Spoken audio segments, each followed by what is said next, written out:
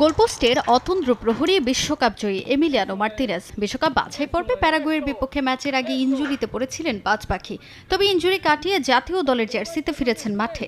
জালের দায়িত্ব সামলেছেন প্যারাগুয়ের বিপক্ষে ম্যাচে। তবে হারের ক্ষত তো আর এত সহজে ভুলে যাওয়া যায় না। প্যারাগুয়ের বিপক্ষে হারটা তাতিয়ে তুলেছে দলের প্রত্যেককে। তাই অনুশীলনে বাড়তি মনোযোগ বিশ্বসেরা গোলকিপার দিবু মার্তিনেজের।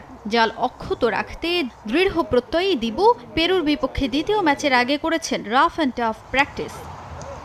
একদিকে জাল অক্ষত রাখার কৌশলে ব্যস্ত সময় পার করছে এমি, অন্যদিকে সতীর্থদের সঙ্গে অনুশীলনে মত্ত লিওনেল মেসি। কখনো নিজে করছেন প্র্যাকটিস, কখনো আবার সতীর্থদের শেখাচ্ছেন নানা কৌশল। ক্যামেরার লেন্স খুঁজে নেয় সে ছবি। তারুণ্য নির্ভর দল নিয়ে বেশ স্বাচ্ছন্দ্যে আর্জেন্টিনা। কোচ লিওনেল স্ক্যালোনিও শিষ্যদের দিচ্ছেন নানা পরামর্শ। তবে পেরুর বিপক্ষে ম্যাচ সামনে রেখে কিছুটা চিন্তায় আছেন কোচ। ইনজুরির কারণে লিসান্দ্রো মার্তিনেজকে বিশ্বকাপ বাছাইয়ের এবারের 2 ম্যাচে পাচ্ছেন না স্ক্যালোনি। আর চোটের তালিকায় যুক্ত হয়েছে আরও দুজনের নাম।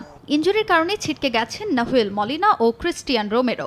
বছরের শেষ ম্যাচে নড়বড়ে রক্ষণ নিয়েই মাঠে নামতে হবে কোচকে। তবে পেরুর বিপক্ষে ম্যাচের জন্য কোনো ডিফেন্ডারকে দলে ডাকেননি স্ক্যালোনি।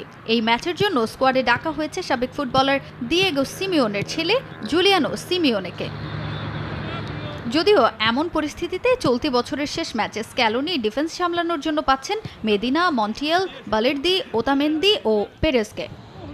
পেরুর বিপক্ষে ম্যাচের আগে ইনজুরি চিন্তা মাথায় থাকলেও স্বস্তি আছে পয়েন্ট টেবিলে। 11 ম্যাচে 22 পয়েন্ট নিয়ে টেবিলের শীর্ষেই অবস্থান বিশ্ব চ্যাম্পিয়নদের। আর প্রতিপক্ষ পেরুর অবস্থান টেবিলের 9, তাই খুব একটা চিন্তার কারণ নেই দলটার। তাজিন খন্দকার, সময় সংবাদ।